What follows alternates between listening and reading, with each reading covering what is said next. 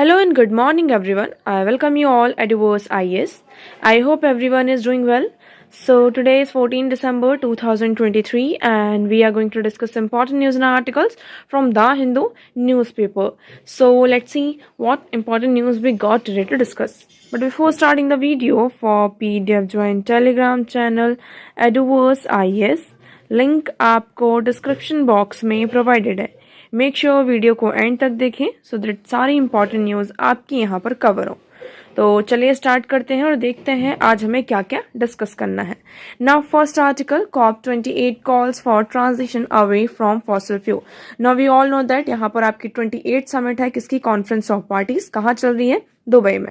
इसी के चलते यहाँ पे ये कहा गया कि global stocktake was the first COP where countries were expected to account for action undertaken to fulfil obligations under the Paris agreement. तो अगर हम बात करें जो ऑब्लिगेशंस थे हमारे पेरिस एग्रीमेंट के अंदर, जिसमें हमारा जो मेन टारगेट ये था कि हमें क्या करना है, अर्थ का जो ग्लोबल टेम्परेचर है वो 1.5 डिग्री सेल्सियस से 2 डिग्री सेल्सियस तक, मतलब 2 डिग्री सेल्सियस से कम रखना है और 1.5 डिग्री सेल्सियस से ज्यादा नहीं होने देना है. Okay, so global stocktake में यहाँ पर कंट्रीज ने एक्सपेक्टेड था कंट्रीज से कि कंट्रीज यहाँ पर एक्शंस लेंगी, बट कंट्रीज के जो एक्शंस थे वो इनएडुकेट थे. और अभी हमने यहाँ पर देखा कि 1.1 डिग्री सेल्सियस हमारे ग्लोबल टेम्परेचर ऑलरेडी हो चुका है. और अगर अब हमने यहाँ पर एडिक्वेट एक्शंस नहीं लिए तो इसके जो इनरिवर्सिबल इम्पैक्ट्स हमें देखने को मिलेंगे, इसे कोई भी चेंज नहीं कर सकता है. So green house gas emission have been reduced sharply and this will require tackling the main culprit fossil fuel. अगर हमें ग्रीन हाउस गैस का एमिशन कम करना है, इसको रिड्यूस करना है, तो हमें सबसे ज्यादा किस पर फोकस करना होगा? फॉसिल फ्यूल्स पर फोकस करना होगा. Because the main culprit of the global warming and the green house gas emission is fossil fuel. So countries must implement system to adapt to present and future effects of climate change by 2030. So in this context they are saying कि countries must implement system, countries को ऐसा system यहाँ पे implement करना चाहिए जिससे हमें क्या हो, प्रेजेंट फ्यूचर में जो भी आपके इफेक्ट्स होने वाले हैं क्लाइमेट चेंज से, इसके हम क्या कर सकें, टैकल कर सकें. Okay, so I hope this one is clear to you. Now next move करते हैं. नेक्स्ट आर्टिकल इज, आप लोग कल से यहाँ पर इसके बारे में सुन रहे होंगे, मल्टीपल्स न्यूज आपने यहाँ पर देखी होंगी कि smoke canister strike bye 2 visitors set of chaos इन लोकसभा में सिक्योरिटी ब्रीच हुआ. अब देखिए इतनी बड़ी यहाँ पर सिक्योरिटी का ब्रीच हुआ है, 2 यहाँ पर विजिटर्स हैं और उन्होंने स्मोक कैनिस्टर का यहाँ पर यूज किया. कहाँ? पार्लियामेंट में. ओके, सो यहाँ पर ये कहा जा रहा है कि पार्लियामेंट में 20 अटैक हुआ था और उस अटैक की 22nd एनिवर्सरी थी. ठीक है, उस अटैक की 22nd एनिवर्सरी थी. सो in the Lok Sabha chamber from the visitor, यहाँ पे 2 जो आदमी थे वो जंप करके लोकसभा में पहुंच गए और उन्होंने क्या किया, येलो स्मोक का जो कैनिस्टर होता है उन्होंने कैरी किया था और उसको पूरे लोकसभा में यहाँ पर फैला दिया. आप देख सकते हैं यहाँ पर किस तरीके से पूरा क्योस बना हुआ है. सो यहाँ पर भी क्वेश्चन उठाया जा रहा है कि किस तरीके से यहाँ पर सिक्योरिटी का ब्रीच हुआ. आपकी जो अपोजिशन पार्टी है, they are also questioning on the security labs की इस तरीके की सिचुएशन हो कैसे सकती है कि वो आपका लोकसभा है, पार्लियामेंट है ना, इतना बड़ा इंस्टीट्यूशन है, तो वहां पर अगर सिक्योरिटी ब्रीच होता है तो ये हमारे लिए सबसे बड़ा कंसर्न बनता है. ओके, सो चलिए आगे बढ़ते हैं, डिस्कस करते हैं अब आज का हमारा पहला question. So first question is, Mediterranean sea is a border of which of the following countries. We have to talk about, we are talking about Mediterranean sea. हम किसके बारे में बात कर रहे हैं यहाँ पर? मेडिटेरियन सी के बारे में बात कर रहे हैं. आपको क्या बताना है, किसका जो मेडिटेरियन सी है, कौन कौन सी कंट्रीज का बॉर्डर यहाँ पर मेडिटेरियन सी के साथ लगता है. ओके, आपके पास ऑप्शन क्या क्या है? Jordan, Iraq, Lebanon, Syria. So correct option क्या है? 1 2 3, 2 and 3, 3 and 4, 1 3 and 4. So which is the correct answer? Please let me know in the comment section. Now second question is, with reference to Indian freedom struggle consider the following events. अब आप सभी को Indian freedom struggle के बारे में पता ही होगा. अब इसमें यहाँ पर कुछ इवेंट्स हुए थे. अब इन इवेंट्स को आपको क्रोनोलॉजिकल सीक्वेंस में क्या करना है, करेक्टली रखना है. Okay, so first is mutiny in royal Indian navy, quit India movement launch, second round table conference. मतलब कि आपको ये बताना है कि कौन सा इवेंट पहले हुआ था, उसके बाद सेकंड कौन सा इवेंट था, फिर थर्ड नंबर पर कौन सा इवेंट होता है. ओके, सो दोनों क्वेश्चंस के आंसर आपको कमेंट सेक्शन में करना है. वीडियो के एंड में आपको दोनों क्वेश्चंस के आंसर दिए जाएंगे. सो मेक श्योर वीडियो को एंड तक जरूर देखें. चलिए नेक्स्ट मूव करते हैं. सो आज का हमारा नेक्स्ट आर्टिकल है. देखिए ये वैसे यहाँ पर इतने ज्यादा इंपॉर्टेंट कुछ भी आर्टिकल्स आज नहीं है. इसमें फिर से वही बात की जा रही है आर्टिकल 370 में. ये जो जजमेंट है आर्टिकल 370 का सुप्रीम कोर्ट ने जो यहाँ पर अपहेल्ड करके रखा है गवर्नमेंट का डिसीजन, तो उस पर क्वेश्चन उठाया जा रहा है कि एक तरीके से ये क्या कर रहा है, कॉन्स्टिट्यूशनल मोनोनिज्म की तरफ आगे बढ़ रहा है। ये जो केस है आर्टिकल 370 का, वो क्या है, केस ऑफ कॉन्स्टिट्यूशनल मोनिज्म, कि मतलब आपका यहाँ पर एक ही स्टेट है और उसी स्टेट की यहाँ पर क्या है, चल रही है।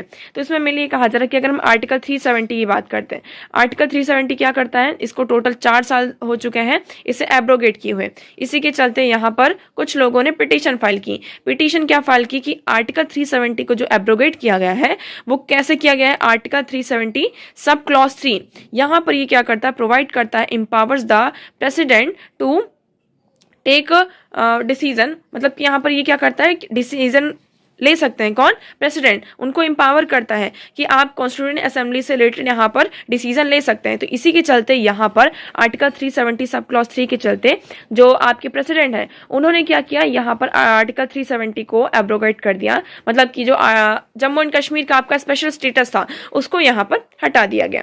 ओके, सो इसी पर अभी क्वेश्चन उठाया जा रहा है कि जो लोगों की सॉवरेनिटी है, जम्मू एंड कश्मीर की जो सॉवरेनिटी है उस पर क्वेश्चन उठाया गया। तो मेनली इस पर इस आर्टिकल में इतना कुछ भी नहीं है और ये पूरा आर्टिकल एक तरीके से जो जजमेंट आया है उसको क्रिटिसाइज कर रहा है। ठीक है, तो देखिए आपको इतना जो क्रिटिकल आर्टिकल है वो पढ़ने की बिल्कुल भी जरूरत नहीं है, सिर्फ आपको इसमें क्या याद रखना है, आर्टिकल 370 सब क्लॉज 3। ठीक है, कि इसमें क्या क्या चीजें हैं, आपसे क्वेश्चन इससे पूछा जा सकता है। सो देखिए, another side where the court monism operates, यहाँ पे कोर्ट का मोनिज्म कहाँ कहाँ ऑपरेट हुआ उसके बारे में डिस्कस किया। It is in its reading of clause 3 of article 370। Article 370 clause 3 को यहाँ पर रीड किया गया कोर्ट के द्वारा। उन्होंने ये कहा कि चाहे आपकी कॉन्स्टिट्यूएंट असेंबली यहाँ पर वर्किंग में हो या फिर डिसॉल्व हो, प्रेसिडेंट के पास ये पावर है कि वो क्या कर सकते हैं, यहाँ पर कोई भी एक्शन ले सकते हैं। Okay, so article 370 had the gain permanence after the dissolution of the constituent assembly as it is premised on the understanding that the constitutional body had unbridled power to alter the constitutional integration of the state with the union and the, हम बात करते हैं clause 3 hold the clause 1 court could be operate without the concurrence of the state government since the effect of applying all the provisions of the constitution of Jammu and Kashmir through the existence of power under article 370 sub clause 1 sub clause D। okay, so यहाँ पर article 370 को issue किया गया, same चीजें यहाँ पर article 371 sub clause D में भी है, बट फिर भी इसमें ये कहा, अब ये कहा जा रहा है कि स्टेट का जो फ्यूचर में व्यू क्या होगा इसके बारे में बात करते हैं। तो यहाँ की जो सोवरेनिटी है ये मोनोलिथ है एक तरीके से, ये जो जजमेंट है एक तरीके से आपका जो मोनिज्म है उसको इमेजिन करता है, आपकी जो सोवरेनिटी और मोनोलिथ है इस पर फोकस करता है ना। Individual state for the purpose reorganisation are binding on parliament. Okay, so parliament therefore is a well place to speak for the state. तो पार्लियामेंट क्या है, आपका एक वेल प्लेस है जहां पर आप स्टेट के बारे में क्या कर सकते हैं, बात कर सकते हैं। ओके, सो इसमें देखिए आपको अभी इतना ज्यादा इन्वॉल्व होने की जरूरत नहीं है इस आर्टिकल में। इस आर्टिकल की बात करते हैं, next article is end of uncertainty, centres proactive approach to resolve issue of Sri Lankan रेपर्टरीज is must. अब यहाँ पर क्या हुआ है, मद्रास हाई कोर्ट ने डेमोन्स्ट्रेट किया है how the judiciary can provide supports to a person waiting for 40 years to get a Indian citizenship. तो यहाँ पे मद्रास हाई कोर्ट ने एक पर्सन को, आप कह सकते हैं माइग्रेंट पर्सन था, कहाँ से, श्रीलंका से, तो उसे यहाँ पर आफ्टर 40 years इंडियन सिटीजनशिप उन्हें क्या करवाई है, प्राप्त करवाई, एक तरीके से उन्हें दिलवाई है, आप ऐसा कह सकते हैं। सो ये जो पिटिशनर था उन्होंने कहा कि although I am migrant from Sri Lanka, वो श्रीलंका से माइग्रेंट करके कहाँ आते हैं, माइग्रेट करके तमिलनाडु में आते हैं। तमिलनाडु के बहुत सालों तक वो कैंप में रहते हैं, उसके बाद वो इंडियन ओरिजिनल एक तरीके से आप कह सकते हैं तमिल्स की तरह यहाँ पर उनके साथ रहते हैं। ठीक है, फिर उन्होंने क्या किया, अप्लाई किया इंडियन सिटीजनशिप के लिए।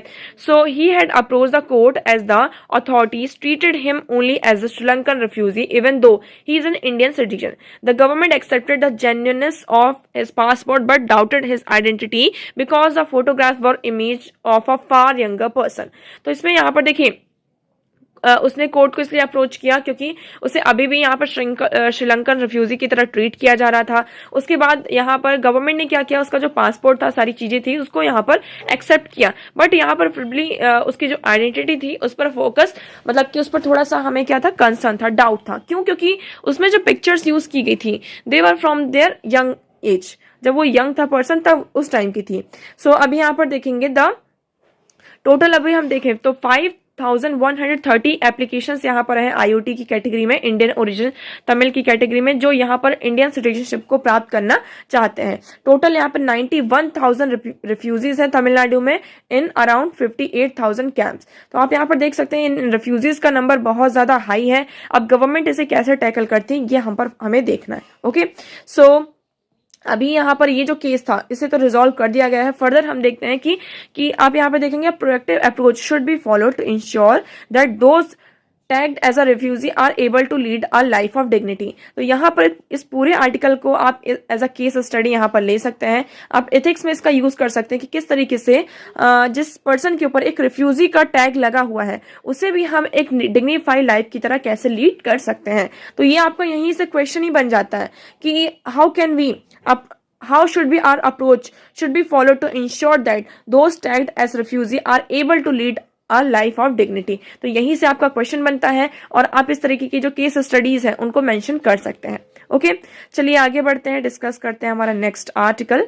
सो next article is Indians vulnerable to climate change induced health issues. अब इस आर्टिकल में आपका एक रिपोर्ट आई है, उस रिपोर्ट के बारे में ये कहा जा रहा है कि आपकी क्लाइमेट चेंज के कारण हम यहाँ पर देख रहे हैं मल्टीपल्स यहाँ पर इवेंट्स हो रहे हैं। For example such as prolong summer, या तो बहुत ज्यादा गर्मी हो रही है, टेम्परेचर हाई हो रहा है, heavy and unpredictable rain, flood, drought, rising sea levels and melting glaciers. As a result they fall ill more often. तो जब यहाँ पर हम इस तरीके के जो चेंजेस आ रहे हैं, क्लाइमेट इफेक्ट्स आ रहे हैं, इनके कॉन्टेक्ट में आते हैं, है ना, जब हम इनके कांटेक्ट में आते हैं इससे क्या होता है, हम जल्दी बीमार पड़ते हैं। Okay, so face a greater face of future elements, lose livelihood, get push into poverty and are force to migrate. तो देखिए अगर बारिश बहुत ज्यादा आती है, फ्लड आता है, तो हम इस सिचुएशन में क्या हो जाते हैं, we are force to leave that place.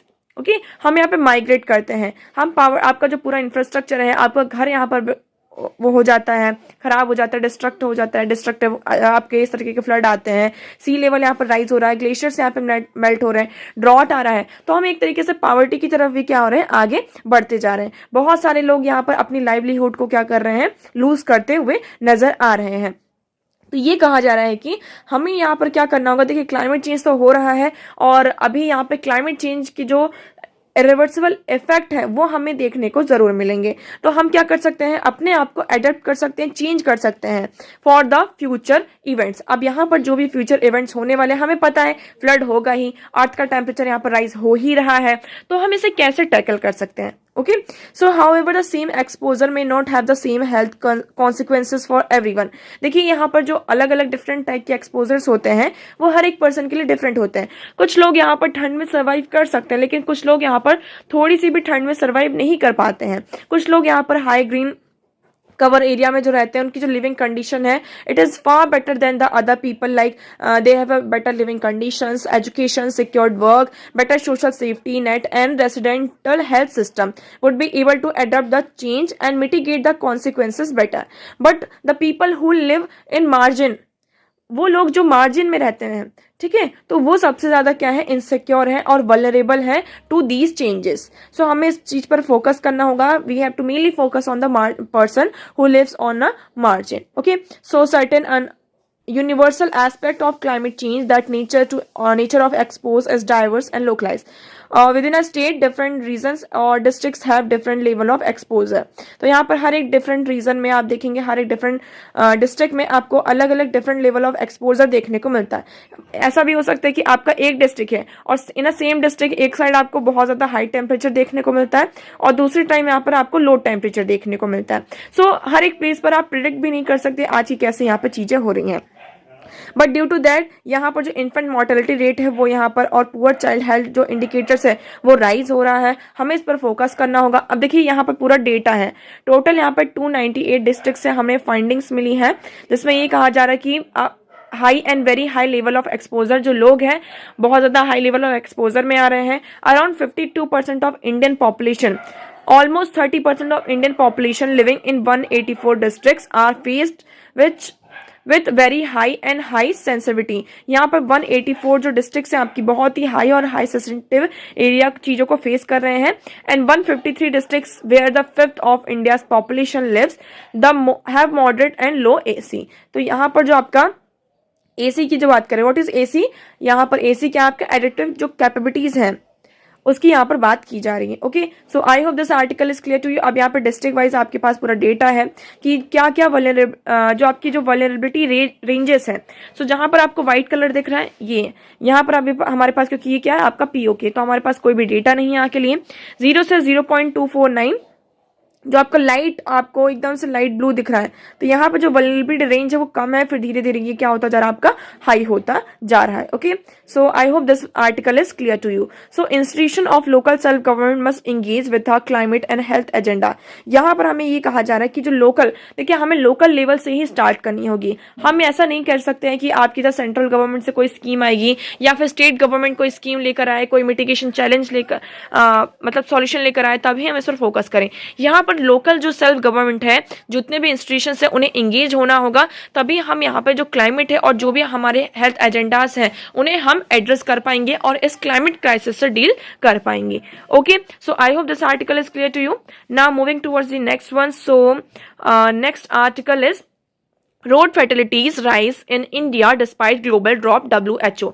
So WHO has released a report. The report is named World Health Organization की तरह इस रिपोर्ट को रिलीज किया गया है रोड ट्रैफिक डेथ्स के बारे में। अब इसमें ये कहा जा रहा है कि although we are seeing a global drop, despite a global drop, India में जो रोड फैटिलिटीज हैं वो राइज हो रही हैं। मतलब पूरे वर्ल्ड में आप देखेंगे कि जो रोड के में आपके एक्सीडेंट्स होते हैं वो कम हो रहे हैं, ड्रॉप हो रहे हैं, बट इंडिया में क्या हो रहा है, इंडिया में आप देखेंगे और ज्यादा बढ़ रहा है। सो ये you will see road traffic deaths, जो आपके रोड में ट्रैफिक डेथ्स होती हैं वो उसमें कितना हमें कमी दिखाई दी है, 5%। सो इन 2010 इट वॉज हमें 1.19 मिलियन जो एनुअली वर्ल्ड वाइड रिपोर्ट्स था उसमें हमें कमी दिखाई दी है। बट अगर हम इंडिया की बात करते हैं तो इंडिया में 2010 में इट वाज 1.34 लाख और अब ये बढ़कर कितना हो चुका है, 1.54 लाख हो चुका है। तो इंडिया में हमें यहाँ पे जो ये आपकी global status report on road safety है, इसमें ये पूरा नंबर आया है। अब यहाँ पर टोटल टॉप 10 कंट्रीज हैं जिन्होंने यहाँ पर 50% जो डेथ है रोड ट्रैफिक में उसको रिड्यूस किया है। उनका नाम क्या क्या है, Belarus, Brunei, Denmark, Japan, Lithuania, Norway, Russia, Trinidad Tobago, United Arab Emirate, Venezuela. तो इन कंट्रीज में यहाँ पर टोटल 50% रिडक्शन देखने को मिला है। उसके 5 यहाँ पर 35 कंट्रीज हैं जिन्होंने यहाँ पर जो आपका जो रोड ट्रैफिक डेथ्स है उसमें 50 से 30% उन्हें रिडक्शन देखने को मिला है। सो यहाँ पर मेनली ये कहा जा रहा है कि जो रोड में जो डेथ हो रही है, ठीक है, मेनली यहाँ पर जो वर्किंग एज पॉपुलेशन है उनकी डेथ हो रही है। तो सबसे बड़ा जो प्रॉब्लम ये है कि जो मतलब लोग हैं रोड एक्सीडेंट में सबसे ज्यादा जो प्रॉब्लम किसकी हो रही है कि आप देखेंगे जो बच्चे हैं उनकी, या फिर उनकी जो एज है 5 to 29 एज ग्रुप जो है, इनकी यहाँ पे सबसे ज्यादा डेथ हो रही। तो ये जो वर्किंग एज पॉपुलेशन है उनकी डेथ हो रही, तो ये सबसे बड़ा कंसर्न है फर्स्ट। सेकंड, इसमें ये कहा जा रहा है कि इस रिपोर्ट में ये भी कहा है कि जिस तरीके से यहाँ पर डेथ रेट आपका बढ़ रहा है उसके साथ साथ यहाँ पर जो व्हीकल ग्रोथ है वो भी यहाँ पर ग्रो हुआ है। सो global motor vehicle fleet grow 160%। यहाँ पर जो ग्लोबल मोटर व्हीकल की बात करें तो इसमें हमें 160% क्या दिखाई दिया, राइज दिखाई दिया है। So therefore annual fertility rates पर 1 lakh vehicle falls from 79 death to 47 death which is the 41% reduction. तो यहाँ पर व्हीकल भी इंक्रीज हुआ बट हमें 41% यहाँ पर रिडक्शन देखने को मिला है। ओके, नाउ अब इंडिया को यहाँ पर फोकस करना होगा कि किस तरीके से हम यहाँ पर जो रोड एक्सीडेंट्स हो रहे हैं उसको हम कम कर सकें। चलिए नेक्स्ट आर्टिकल की बात करते हैं। सो next article is new Delhi declaration on artificial intelligence adopted. अब यहाँ पर क्या है, आपकी global partnership on artificial intelligence, global partnership on AI, इसकी यहाँ पर समिट हो रही है, समिट होने वाली है, जिसको नेक्स्ट ईयर 2024 में क्या करेगा, इंडिया से होस्ट करेगा। सो अभी यहाँ पर न्यू दिल्ली जो डिक्लेरेशन है उसे ऑन आर्टिफिशियल इंटेलिजेंस उसे अडॉप्ट किया गया है। अब हम इसके बारे में देख लेते हैं। Global partnership for artificial intelligence, so India is the incoming support chair for the global partnership on artificial intelligence. की थीम इसमें क्या क्या कौन कौन सी इस मीटिंग में अभी कौन कौन सी थीम्स को डिस्कस किया गया है। So mainly application of artificial intelligence in priority sector, कि आर्टिफिशियल इंटेलिजेंस के क्या क्या एप्लीकेशंस हैं, इसको पहले प्रायोरिटी सेक्टर पर रखा गया है। उसके बाद यहाँ पर आर्टिफिशियल इंटेलिजेंस को क्रिएट करने के लिए क्या क्या रिस्पॉन्सिबिलिटीज हैं, role of artificial intelligence in advancing health care sector, कि हम किस तरीके से आर्टिफिशियल इंटेलिजेंस का यूज कर सकते हैं हेल्थ केयर सेक्टर को एडवांस करने में। उसके बाद ensuring resilient employment in time of artificial intelligence, अगर आपका आर्टिफिशियल इंटेलिजेंस आ जाता है तो उस टाइम पर हम एम्प्लॉयमेंट को कैसे इंश्योर कर सकते हैं। अब हम इसके बारे में बात कर लेते हैं जीपीआई की। So it was launched in June 2020 with 15 members. यहाँ पर टोटल 15 मेंबर्स थे और 15 मेंबर्स ने मिलकर क्या किया था, इसको यहाँ पर लॉन्च किया था। ओके, इनका मेन जो डिस्क्राइब अगर हम करते हैं तो flotation of idea developed with in the G7। तो इसका ये जो मतलब मेनली जो आइडिया यहाँ पर आपका जनरेट हुआ था वो G7 कंट्रीज के बीच में मेनली यहाँ पर हुआ था। So it is a multi stake holder initiative. ये क्या है आपका, एक मल्टी स्टेक होल्डर इनिशिएटिव है ऑन आर्टिफिशियल इंटेलिजेंस, कि हम किस तरीके से आर्टिफिशियल इंटेलिजेंस का यूज कर सकते हैं हमारी सिविल। इसमें आप देखेंगे इसमें total artificial technology by bringing together a single platform, हम जितने भी आर्टिफिशियल टेक्नोलॉजी को सबको सिंगल प्लेटफॉर्म में लेकर आएंगे।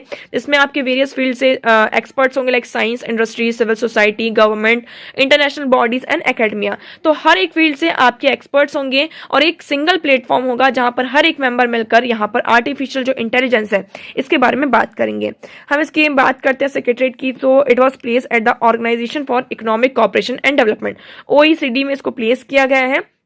मेंबरशिप की बात करते हैं, इसमें total at present 29 countries including US, UK, Germany, Israel, Singapore, Australia, Belgium and France as well as EU इसमें भी है। इंडिया की बात करते हैं, so India was a founding member of GPI, India is a founding member of GPI and having joined the multi stake holder initiative in June 2020, और 2020 में हमने यहाँ पर वेरियस इनिशिएटिव्स को ज्वाइन भी किया था। उसके बाद अब जीपीआई की 2024 की जो प्रेसिडेंसी है उसको कौन टेक ओवर कर रहा है, इंडिया टेक ओवर यहाँ पर कर रहा है। ओके, तो अब आई होप आपको यहाँ पर क्लियर होगा। अब आर्टिफिशियल इंटेलिजेंस की बात करते हैं कि व्हाट इज आर्टिफिशियल इंटेलिजेंस, क्योंकि ये मेनली किस पर फोकस कर रहा है, आपका आर्टिफिशियल इंटेलिजेंस पर।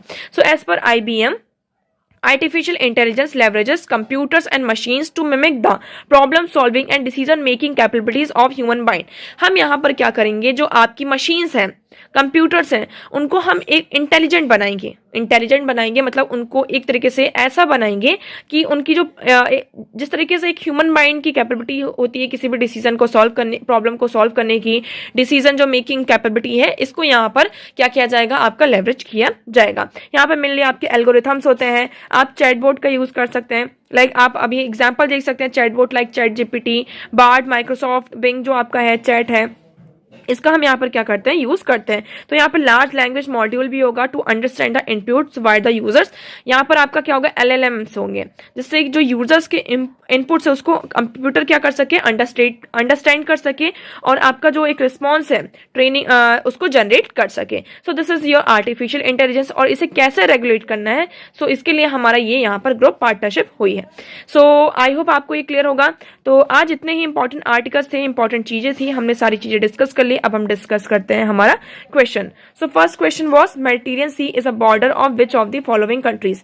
आप मैप देखिए, आपको पहले ज्यादा क्लियर होगा। ये है आपका Mediterranean sea, Algeria, Libya, Egypt, Israel, Lebanon, Syria, Turkey, यहाँ पर आपकी इतनी सारी कंट्रीज आ रही हैं। सो आप यहाँ पर इसका आपका करेक्ट ऑप्शन क्या हो जाता है, कौन कौन सी कंट्रीज है इसमें हम देखेंगे, Jordan, Iraq, Lebanon and Syria. तो इसमें आपका जो लेबनान एंड सीरिया 3 और 4 is your correct option, option C is your correct answer. Second question की बात करते हैं, with reference to Indian struggle consider the following events. So इसमें आपका करेक्ट ऑप्शन क्या हो जाता है, सबसे पहले आपका होता है सेकंड राउंड टेबल कॉन्फ्रेंस, उसके बाद क्विट इंडिया मूवमेंट लॉन्च होता है, देन म्यूटनी इन रॉयल इंडियन नेवी। सो इसमें आपका करेक्ट ऑप्शन हो जाता है 3, 2, 1। आप यहाँ पर देख सकते हैं टाइमलाइन, म्यूटनी इन रॉयल ये आपका 1946 में होता है, क्विट इंडिया मूवमेंट 1942 में और सेकंड राउंड टेबल कॉन्फ्रेंस 1931 में। तो सिक्वेंस कैसा जा रहा है आपका 3, 2 एंड 1। ओके, सो आज के लिए इतना ही। मैं उम्मीद करती हूँ आपको अब दोनों क्वेश्चंस और जो भी इंपॉर्टेंट आर्टिकल्स से हमने डिस्कस किए वो सारी चीजें क्लियर होंगी। But still if you have any doubt you can ask in comment section. Video कैसा लगा एक बार कमेंट सेक्शन में जरूर बताइएगा। अगर आपको वीडियो पसंद आया हो तो वीडियो को लाइक करना, चैनल को सब्सक्राइब एंड शेयर करना ना भूलें। So that's for all today. Thank you so much for discussion.